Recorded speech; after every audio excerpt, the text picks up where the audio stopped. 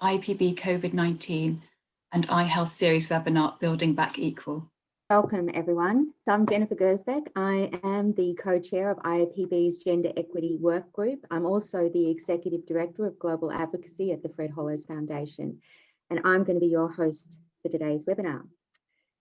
So why is gender equity so important? Well, about half of our world's population is represented by women and girls. That's roughly 3.5 billion people, which means they make up half of the world's potential. When issues like gender inequality persist, it causes social progress to stagnate, promotes poverty, and leaves our young girls and women without access to healthcare, education, and much more. Not only is gender equity a basic human right, but it lays a foundation for a more sustainable world. Gender equity and girls' and women's health and rights are central to a future that delivers for everyone. If we look at eye health, we know that at least 55% of the world's blind are women, and most live in low and middle income countries. Vision impairment and blindness have far-reaching implications, not just for the women affected, but also for their families and for progress towards many of the UN Sustainable Development Goals.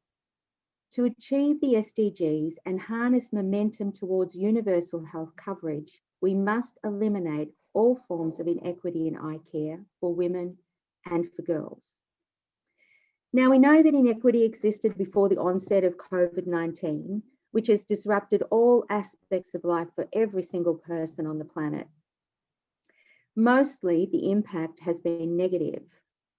However, this global pause that we find ourselves in presents us with an opportunity to create a better and more equitable world as we emerge from this crisis. From a recent survey IAPB conducted with its members, we know that only 24% of those surveyed have strengthened existing gender equity policies to ensure COVID does not reduce equity parity in programming and across the workforce.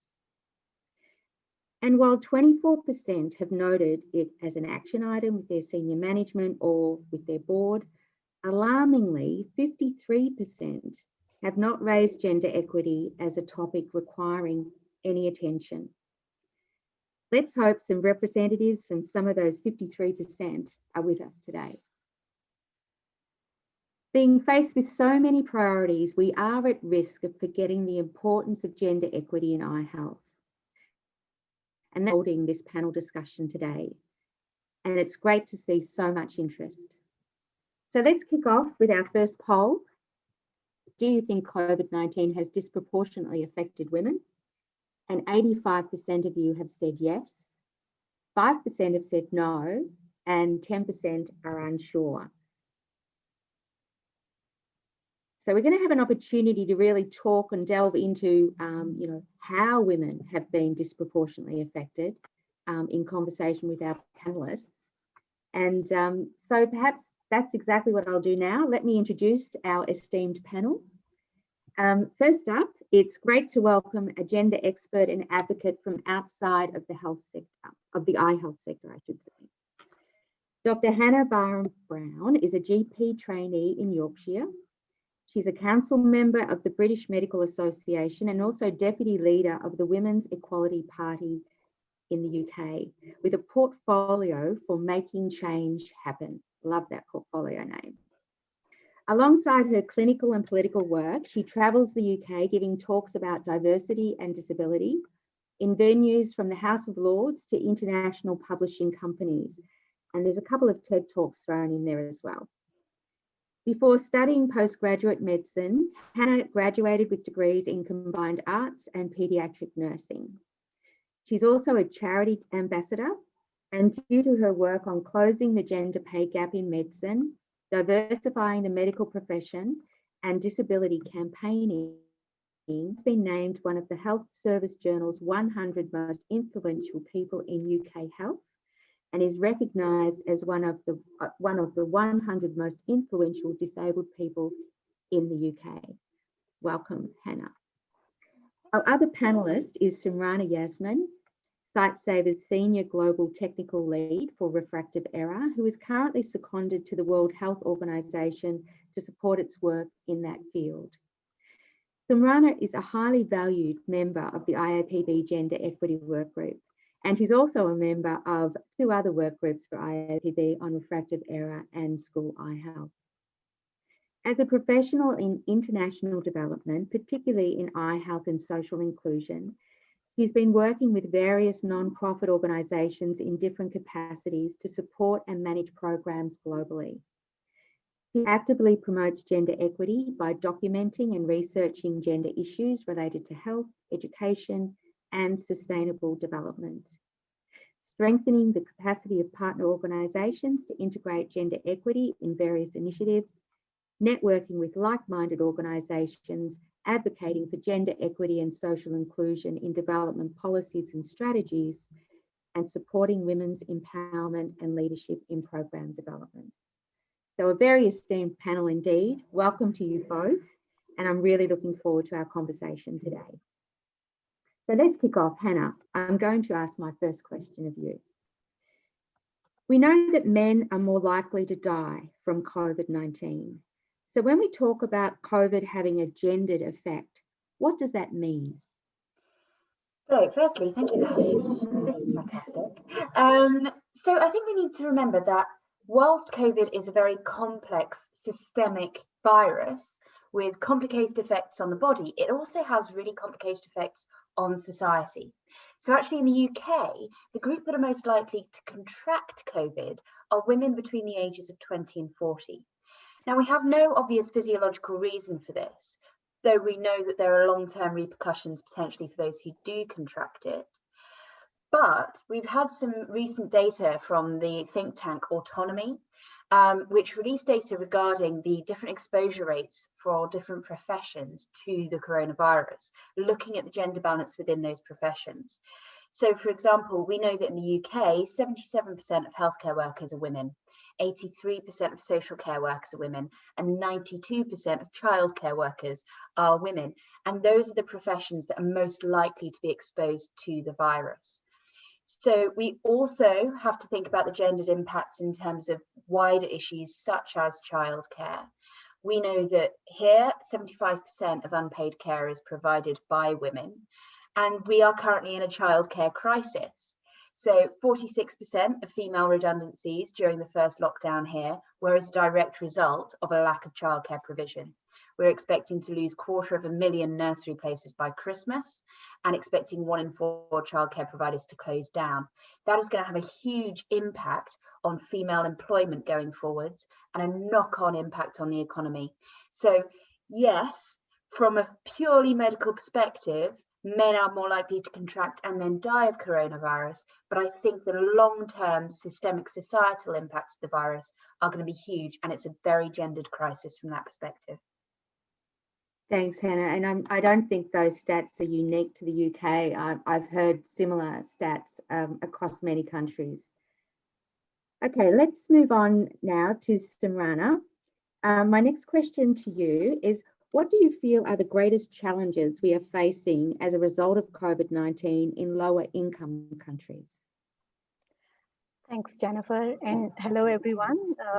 Glad to be part of such esteemed company. One thing I think which has been globally realized in terms of COVID-19 is that how fragile our overall systems are when it comes to dealing with the challenges which has emerged as part of this pandemic.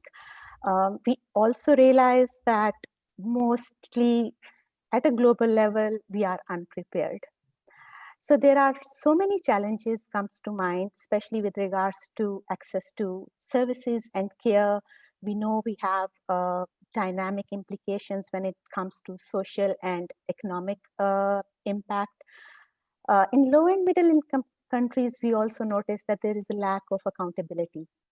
But the biggest challenge I feel we have noticed in the last 8-9 months is around that women, girls, women with disabilities not being part of the conversation when it comes to putting in place the policies, strategies which are develop to deal with this situation.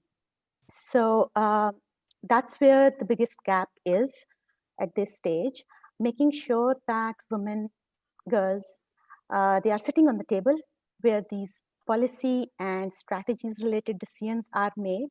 It's something which we need to make sure that happens, and especially happens in low and middle income countries.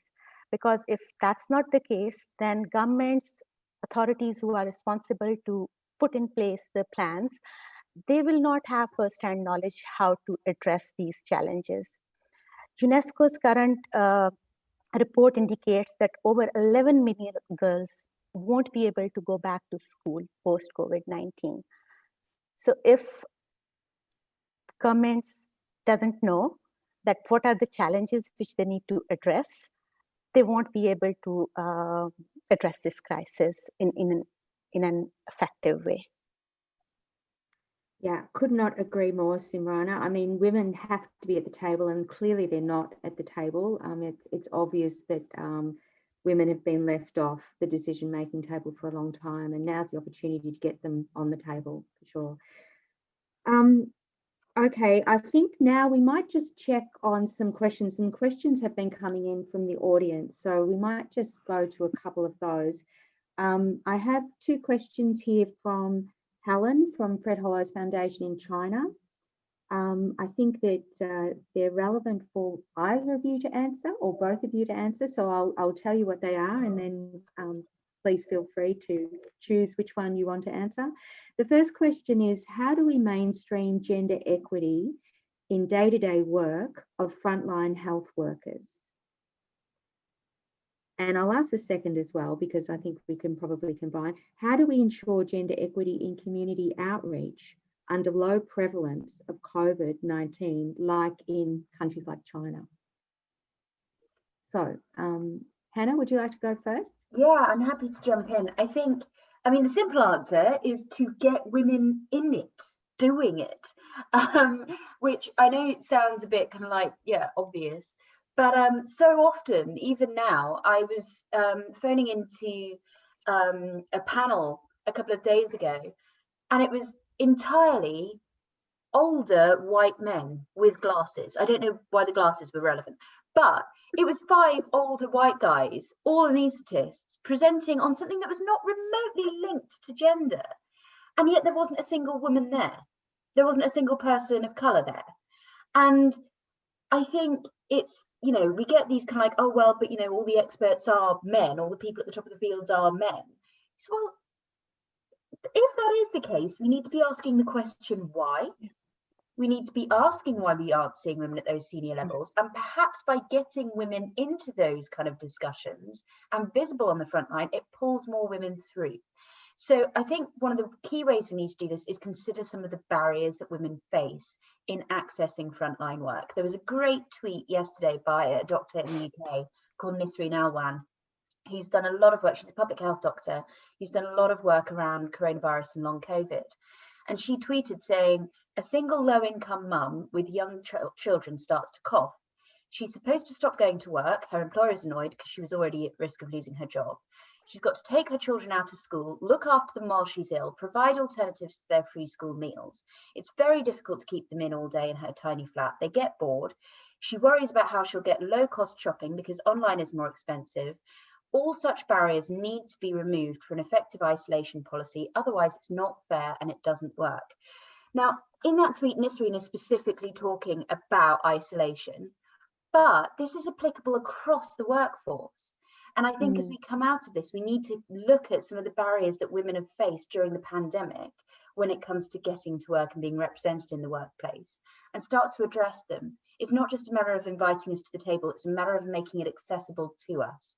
So I think that's going to be a key thing, is looking at barriers such as childcare. Yeah, so many barriers. Absolutely right. Simrana? Yeah, I just want to add another aspect, which is regarding making sure that the right skill set and opportunities to get the capacity which need to be there for women to deliver in these positions, in these roles, is available. One of the challenges which we face in many low and middle income countries is around not having access to the right opportunities when it comes to training, when it comes to getting into educational institutes, when it comes to making sure that once that training has been, part and parcel of a woman's journey, then where are the opportunities to utilize those skills? So that is another challenge and barrier which we face day in and day out, to be very honest. So Simrana, can I ask you the next question? Sure. For more conservative communities, for example, in Pakistan, what do you think are the biggest implications that are so far not really being talked about yet, or not being talked about enough? Jennifer, we know that primary and community level health and rehab services are backbone of any health system. And these services have been significantly impacted by COVID-19. So in many conservative communities, including in Pakistan, we know that there are times when women are not allowed to travel alone. Somebody from the family has to accompany them if they have to go and access healthcare. And most of the local or basic health unit has been closed down because of this pandemic, which means that automatic closer to the home kind of access to healthcare and education has been disrupted. And that is basically leading towards making it more difficult for women to be healthy and to contribute towards, their household, their community, their own individual well-being. So we are hearing good positive news around vaccine development and all that, but we are not sure that how long it's going to take for this vaccine to be available for these communities. So just making sure that we can put in place alternative strategies and methods so women can access healthcare, women with disabilities can access healthcare is the way to go. And I also believe that behavior communication change strategies is going to be vital in all of this. Making sure that we engage right people to convey the right messages to the communities that what needs to be done to have a very equitable society is really important for us at this stage. Thanks, Simrana. If I could follow up with another question. The eye health sector, while it's not perfect, we know that, there have been some wins around gender equity in eye health. What do you think the eye health sector should focus on to aid recovery and ensure that we are able to not just build back better, but also to build back equal? 2020 was a very significant year for eye sector. The WHO's World Report on Vision was launched in late 2019. We were ready to take a stock of what we have achieved so far, where we are and where we need to be in next 10 to 20 years. But somehow, we are in a different world right now. And we've talked about it earlier that vision impairment is a gender issue. We know most women and girls suffer from it, and we know that when it comes to access, they are less likely to have access to those services.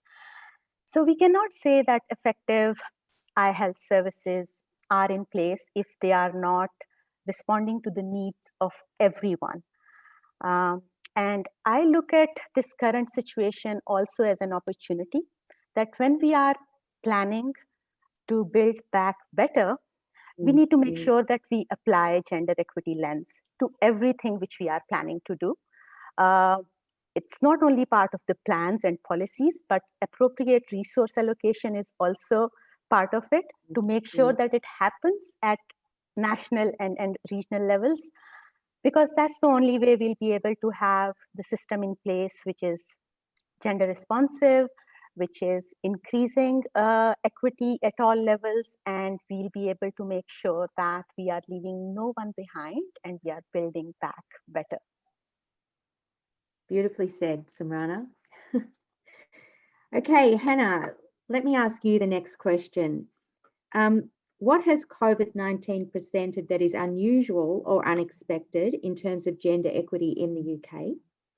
And if I may, a second part to the question, what fundamentals do you believe governments need to include to build back equal? So I think one of the most frustrating things for a lot of us is that, you know, I'm deputy leader of the Women's Equality Party. So in terms of gender equity, there's very little that surprised me about this, because it's stuff we've been yelling about for years. And lo and behold, we've been proven right. I kind of wish we hadn't though. I think what we've seen, we keep hearing, particularly in this country, COVID being referred to as the great leveller. This idea that, you know, it affects everyone and it's terrible and it's bringing, I don't think it is. I don't think it is the great leveller. I think it's the great revealer. What we're actually seeing is the huge inequalities that are in play across our society have really been brought to the fore by this pandemic, because we've seen how different minority groups, and particularly those living at the intersections of those minority groups, have been more disproportionately affected by coronavirus.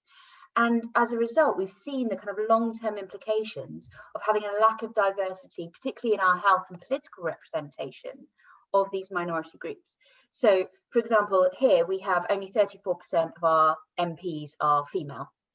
And every single public health briefing we get, I think we've seen maybe 1 or 2 female faces throughout this pandemic on this panel of like 3 men. We are so done with manels in the UK, like it's all we're getting. But we're constantly seeing 3 older men telling the UK what to do. And lo and behold, nobody was thinking about childcare in the first lockdown. Still, people aren't really thinking about it. And all of these kind of issues that disproportionately affect women have just kind of come up as a surprise. And we've seen this in other intersections as well. So as a disabled person, we have 5 visibly disabled MPs in our House of Commons at the moment and no wheelchair users. And lo and behold, I think it's over 60% of people who've died of COVID have had an underlying disability, because we've just been forgotten about. And that's kind of been reflected throughout our care system. We've seen that the long-standing challenges and lack of prioritization given to care in our communities has really hit. So I was working in care homes in the first wave, and I've got to say it was one of the most traumatic experiences of my life that will stay with me forever. But we saw the very real impact of a society where care workers, a primarily female profession, as I've said earlier, are paid on average £8 an hour. Refuge collectors, a primarily male career over here, are paid on average £11 an hour. Now, it's just bonkers, because then we've seen the impact of that. And so I think in terms of the second part of your question and how the government can respond to this, we've had this big call about build, build, build. Our Prime Minister keeps standing in front of what looks like a Bob the Builder set with, you know, hard hats and fluorescent jackets, saying we are going to build our way out. We are going to invest in construction. Great. Actually, that's not the best thing to do from an economic perspective. We've got an amazing organisation called the Women's Budget Group who've done a lot of research and said that a net 2.5% GDP investment in care would create 2 million jobs at a real living wage in the UK, increasing overall employment by 5% and reducing the gender employment gap by 4%. And similarly, whilst we're obsessed with construction, an investment in care would provide 2.7 times more jobs, 6.3% times more jobs for women, and 10% more jobs for men than an equivalent investment in construction. We know that investing in care works better for the economy overall than investing in construction, but because care is considered a female profession, it's not being thought about, because we don't have enough women in representation, we don't have enough women in senior health levels. So yeah, I'm not surprised by any of this, and I really wish I hadn't been proven right, but I'm a tiny bit smug. You have a right to be a tiny bit smug, I think. And I think your point around, I mean, comes back to Samrana's point about women at the table. I mean, I have to say, in my country, in Australia, I live in Victoria, which was the one state that was the pariah state. We had a second wave of COVID. And I was really disheartened when the health minister and the head of the health department, who are both female, were the two people that resigned over the debacle of and all the men, and they've been replaced with men. So, you know, it's incredibly frustrating and most annoying, and I feel quite ashamed of that fact. But anyway, moving on. Okay, I'm just going to check the time. So we're going okay. We're about halfway. We're at 7:30. Oh, 7:30 here in Australia. It's different times everywhere, of course. Look, we might just move to a poll. No? Q&A from the audience. We're going to do some questions. Now, I think I have failed miserably in trying to capture the questions that have been put in, that have been put through to me in the chat. So I'm going to throw to my colleague, Louisa, who will hopefully be able to convey what the questions are and to our panelists. So Louisa, are you on microphone there? Are you able to? Thank you very much. I'm sorry I failed. Not at all, not at all. We've got lots of screens going on in our lives these days. So the first question that came through very promptly from KH Martin Coleman said, in northern Nigeria, we use NTD and EH outreach to promote girls' education as a principle of gender equity, but also as we find it difficult to find sufficiently educated women in the communities to participate as community volunteers. Are there any good examples from elsewhere on the effects of such mainstreaming of girls' education in making services, at least in part, more equitable? Hey, Simrana, do you want to have a go at responding to that? More of a comment than an answer. It's a really important and difficult question. Can't think of any successful example of this happening in low and middle income countries. But I also feel that this is something where all of us need to put in, more resources and invest in making sure that the right capacity building opportunities are available for women, so they can be part of the process and they can be part of the change which we want to see over a period of time in that respective community. I also feel that in many instances, it's comparatively easier if we manage to integrate social behavior change communication as part of our programs, because that is the way where deeply rooted barriers, stigma, discrimination related barriers can be addressed, and we can see a change in community. We can see that people will be more responsive to make sure that girls go to school. People will be more okay with women going to the hospital, going to the clinics at their own and getting those services. Once I believe that a girl is educated and they have a voice, they can make sure to carve a path for themselves and contribute towards their respective communities. Thanks, Simrana. Hannah, did you want to add anything, or?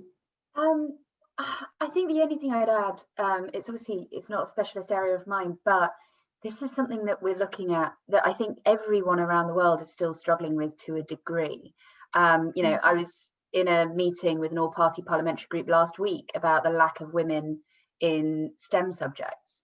We're still not getting young girls through, even in, more socioeconomically secure countries. We are still really struggling to get young women into specific areas. And as a result, that's having a knock-on implication in terms of the services those areas then provide. So, we're obsessed with AI at the moment here, and we're just kind of like, yes, we're going to put everything on an app. Everything's going on an app. But only 8% of artificial intelligence staff are female. And so actually we're finding that a lot of the AI that's being designed is just completely forgetting women exist and not considering the gendered impacts and the gendered elements of this, because there are no women at the table designing it. So I think we do have similar issues in that we're not managing to pull women and girls into certain areas. And a lot of that is going to be around role modeling, around changing educational design, perhaps, I think we still have an education system that very much prioritizes how men learn, and we think women do seem to learn slightly differently often. So I think there's a lot of work to do around the world, but yeah, it's not an easy one-size-fits-all solution by any stretch. We've certainly got a recurring theme, haven't we? Yeah, go on, Samrana, sorry. I just want to add that in the mid of all of this discussion, there is also this very strong realization of how we can work more collaboratively and how we can engage with those elements in the society which needs to be changed, whether it's personalities, people at the top level, or stigma and social norms in a certain community. So more collaboration at all levels and a very holistic kind of approach might be able to help us to address some of this in future. Well said, well said. Louisa, I'll throw to you again. More questions coming in? We sure do, we sure do. From Andrew Cooper, this is a two-parter for you. How can men be effective allies? And do the panel think that there is a gender link with the Black Lives Matter movement? And are there opportunities to build on what's happened this year? Hannah, we might start with you this. Yeah, very happy to take this. So how men can be effective allies, I think, is often calling out misogyny. And I'm not, talking about the kind of like really overt misogyny we see all the time, because I would hope that men would call that out whether or not they consider themselves allies, because it's just wrong and frankly illegal a lot of the time. But I think there's something to do with, if you are invited to speak, check who is on the panel with you. Check who the other speakers are. And if there is not a woman speaking, say, you know what, I'm going to step down and recommend you ask this woman instead. Or here's a list of 5 women you can ask. Actually take it like proper action to address these issues. And, maybe call out organisers and say, why have you not got a woman? Have you got a woman on your organising panel? Like, try and trace it back, because I think we talk a lot about the emotional burden of misogyny, racism, ableism on the people that it's perpetrated against. A lot of the time we feel that we end up having to call it out, and frankly it gets exhausting and you get beaten down by it and you're just done.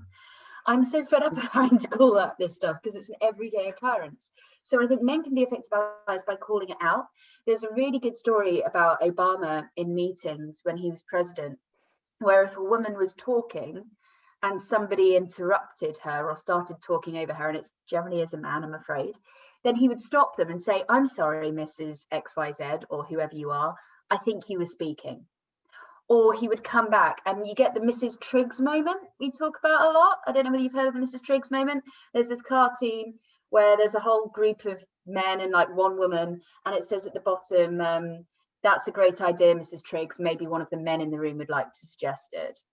And so often you'll be sitting in a meeting and you'll say something, and then a man 5 or 10 minutes later will say exactly the same thing and get all the credit for it. And so I think it's about kind of like calling out that those insidious moments and going, I'm sorry, I think Hannah just said that. And actually highlighting it, because fundamentally, I don't think people are born misogynistic. I don't think people are born patriarchal or born sexist or born racist. These are learned behaviours, and thus they can be unlearned. But a lot of the time it's about unconscious bias. It's about not appreciating what you're doing because you've just grown up that way. You've been brought up that way. Our society isn't perfect. So I think it's about taking a moment to look at your own behaviours and going, am I being appropriate here? Am I doing the right thing? But also having the confidence to call out other people, because it's all about power. As a woman, I might not have the power or the position to say, I can't do that. Finally, in terms of the Black Lives Matter and sexism intersect, yes, they are definitely linked. Gender equity and the Black Lives Matter movement are definitely linked. If you haven't seen it, I would really highlight the work of Kimberly Crenshaw, who came up in 1989. She's a civil rights lawyer in the States. She came up with the term intersectionality back in 1989 and is kind of the mother of intersectional feminism, certainly. because she realized that too often intersections such as race and sex were kind of being put up against each other. And it's kind of like, you know, you can't feel this way as a Black person, but as a woman, you can't feel this way. And so Black women were the ones that were being most harmed, because we weren't considering how these two isms can potentially clash, and considering the people that are crossed. So I would definitely recommend looking at the work of Kimberly Crenshaw, because she really highlights beautifully the intersects between race, sex, disability, sexuality, all of these things that come together. Yes, we are, I'm going to stop talking, but no, the Black Lives Matter movement and gender equity are so inextricably linked. Thanks, Hannah. Simrana, did you want to add anything? Yeah, Hannah summarized it really well. I just want to flag the importance of engaging with men and boys and making sure that, you know, they understand what it means when it comes to gender equity, because in country like Pakistan, if they are not part of the process, if they are not advocating for it, if they are not with us, we won't be able to bring any change for a long time. So we need to make sure that whenever we are designing any intervention, designing any program, engaging with men and boys and influence their behavior with the right strategies, with the right messages, to make sure that they understand it and they then are part of our, you know, process and journey. Because otherwise, it's going to be difficult. It's going to take longer. Yes, couldn't agree more. I think often, you know, it's like with many things, gender equity is seen sometimes as a women's problem, a women's issue, but it's not. It's everybody's business. It's everyone's issue. Okay, we might pause there with questions. I do believe we have more questions, but it's time to go to a poll. So we're going to do our second poll. Okay, so the question was, what do you think the eye health sector should prioritise when working with governments on COVID-19 recovery plans to ensure we build back equal? So we have 3% voting for girls' education, 52% involvement of women in decision making. The theme, it is a theme that we've had recurring through our conversation today. 36% gender and inclusion policies, and then 9% gender disaggregation data collection and analysis. So I guess the majority of people here are certainly talking about decision making and policies, which is a not unsurprising response. Okay, now we'll keep with the questions. Yes, sorry. Yeah, just with regards to the poll, I'm sorry, I'm interrupting. And I'm one of those who advocate for women being part of the conversation, being part of decision making, sitting on the table and saying what they have to say. But I just want to highlight how important it is when it comes to the gap in evidence and body of knowledge with regards to gender equity. So having the right data and then analysis of that data is equally important, because that's the only way that we'll be able to put something on table in terms of recommendations which will make sense to everybody and which will bring a change. So yeah, it's 9% at this stage, but I think it's a really, really important thing which all of us need to consider in our respective capacities. Simrana, I totally agree. In fact, I voted for that particular item, and I was sort of surprised when it was so low. But I think that, you know, in my experience, I certainly hear anecdotally, and I'm sure this is factual, that particularly many national governments do not disaggregate data. And so how can you possibly implement policies when you just really don't know what the situation is? So it is very important. But in everyone else's defense, it's very difficult that we made people choose between. No, I understand. And having data in place is one thing, then analyzing that is equally important. So yeah, you come across so much information, but then you realize that it's not been actually looked at and embedded into the work which is happening around us. Yeah. I think you need to be in a senior decision-making table role, Simrana. Absolutely. Okay. Next question, before we go back to some of the questions that are coming in from the audience, Hannah, I would like to ask you one last question. What do you think the iHealth sector from gender equity in healthcare more generally, with your experience having worked as a GP during the COVID-19 crisis? So I think it comes back to a lot of the things that we've already discussed. I think it's about not only having women in the workplace, but having them at all levels, because we know that while 77% of healthcare workers in the UK are female, a disproportionately high number of them are at lower levels. And that's why we have an 18% gender pay gap in the UK in health, at least, probably higher. So I think there's something about not only saying, yes, we've got women in the workforce, cracking, but actually making sure they're kind of seen across iHealth and at all levels and at the top tables. That's where we need them, because that's where the big decisions are made. So I think that's going to be a key thing. But I think it's also about looking at the kind of wider context of who is caring for children, who is caring for disabled people, and what are the pressures that are on those carers. Carers have been completely neglected from this conversation, particularly parents of disabled children, particularly those who are caring for elderly relatives. And again, that's disproportionately a burden held by women. So I think it's about actually taking the time to stop and consider people in those roles and how we're supporting them, because they're the ones that are going to most struggle to access healthcare. They are the ones that are most going to struggle to access services because they're too busy worrying about the health of other people. So I think in terms of iHealth, we need to be looking at who we're caring for and the kind of, like, again, getting the data. Data is so important. I completely agree with both of you. It's about ensuring that we have the kind of data of who are we seeing patient-wise, where are the gaps and why aren't we filling them? So I think it's about looking at the demographics is going to be really key as we come out of this. Yeah. Thanks, Hannah. Okay, Louisa, I might just throw to you again to see if there are more questions that the panelists, we've got probably another 10 minutes or so. Yeah, we've got about 4 or 5 more questions at the moment. So perhaps the panelists are, not too brief, but we can probably get through them all. Just, gentle nudging. First question, I think this one might be for you, Hannah. It's from Raoul Selzer. Unfortunately, one of the scourges of humanity is domestic violence, especially on women. Do you fear that lockdown could increase the number of women who suffer from domestic violence?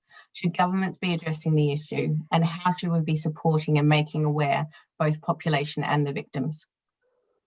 Thank you. Yes, it is a complete scourge. And yes, it has definitely got worse during lockdown. We have data that says that across the world.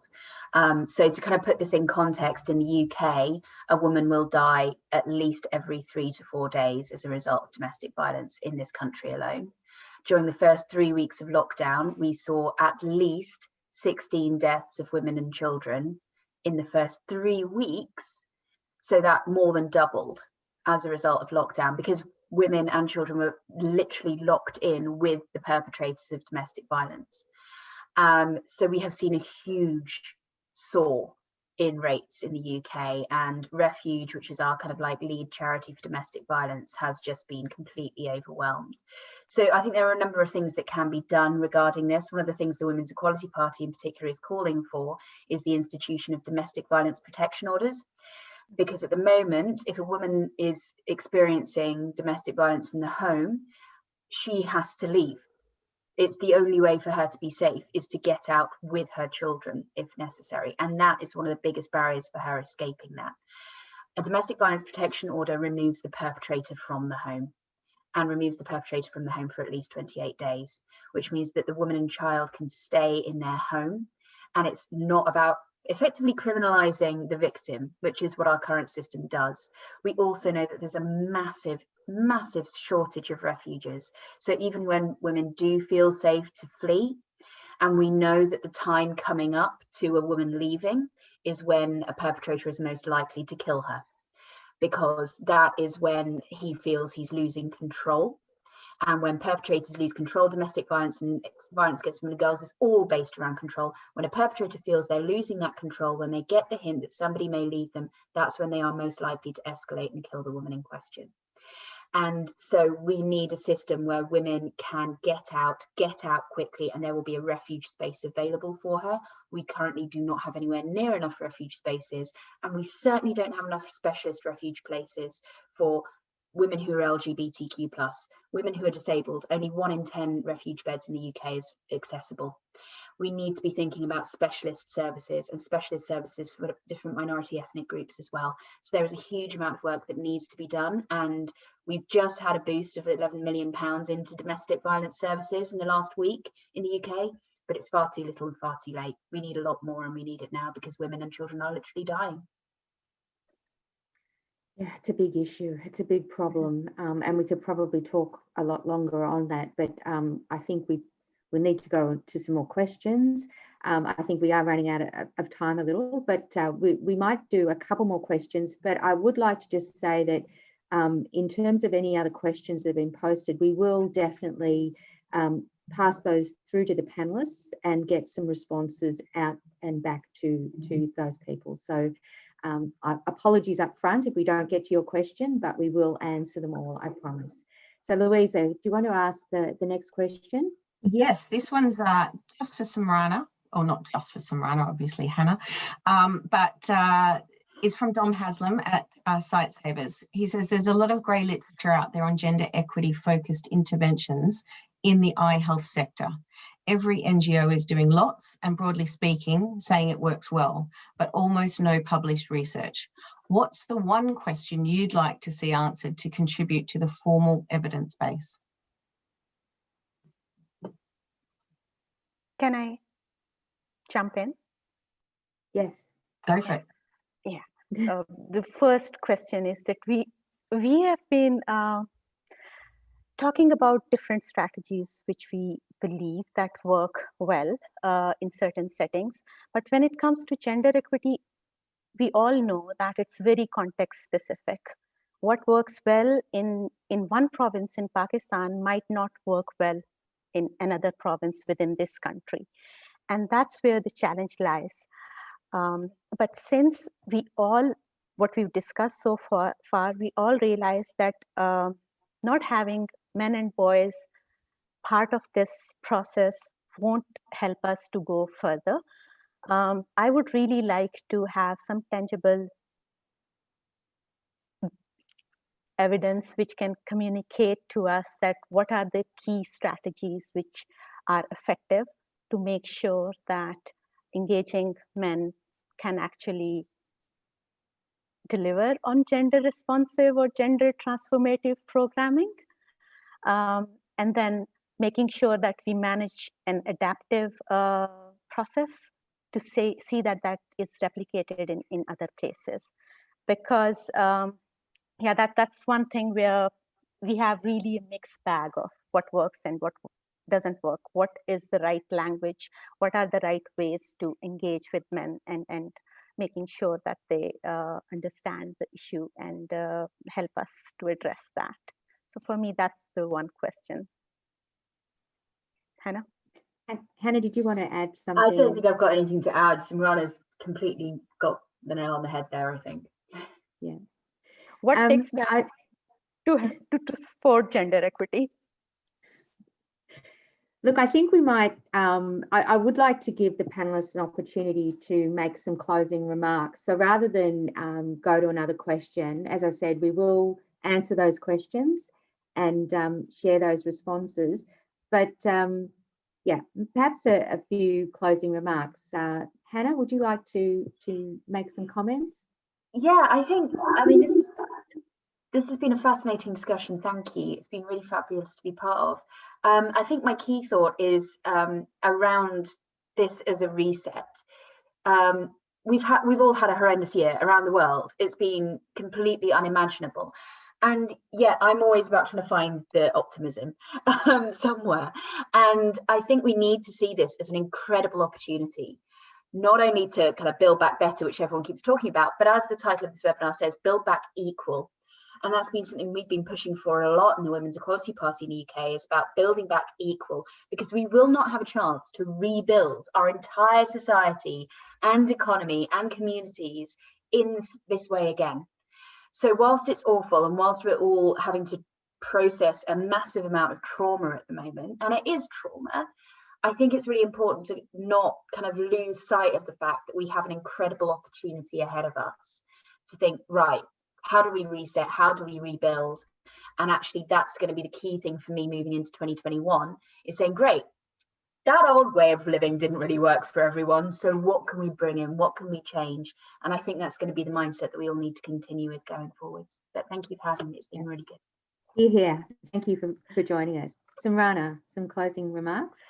I'm just going to continue from where Hannah left. So to have a new world, I think we have to think more creatively moving forward. We as and I'll be focusing on eye health sector, we as a sector need to look outside of the eye box. We've realized that, in silos, we won't be able to achieve a massive change, which we want to see in coming years. So making sure that we collaborate creatively with other sector, we bring in their expertise and their resources into, our stream of work, and vice versa. And that's the only way we'll be able to have a very effective and inclusive society going forward. All of this, when it comes to gender equity, we know that it has a very, very strong connection with inclusiveness. So making sure that not only women and girls, but everyone who needs these services can access to it is really important. Well said, well said. Yeah, look, I actually recently read a WHO report which was on gender and equity analysis of the global health and sort of social workforce, which some of the comments that you've been making, Hannah, earlier. A key message that emerged that really resonated with me, that was, in general, women deliver global health and men lead it. It stated that health systems will be stronger when women who deliver them have an equal say in the design of national health plans, policies and systems. And I think this has been a theme that has been running through this webinar right from the start. We need to be at the table. Interestingly, the theme for International Women's Day 2021 has just been announced, and it's women in living an equal future in a COVID-19 world. It's going to celebrate the tremendous efforts by women and girls around the world in shaping a more equal future and recovery from the COVID-19 pandemic. So this idea of building back equal, I think, is really gaining momentum. And as you said, Hannah, there is an opportunity. Let's just hope men and women both seize this opportunity and we end up emerging with a much more equitable world after this horrible pandemic that we've all been thrown into. So I think on that note, it's right smack on 8 p.m. here. So that must mean it's what, 9 a.m. in the UK. I would like to thank everyone for joining us today. I'd like to also thank IAPB and MYT for supporting the webinar. And of course, very, very special thanks to our panelists, Hannah and Simrana. I really enjoyed speaking with you. It's been a great conversation and I hope we get the opportunity to do this again. So thank you.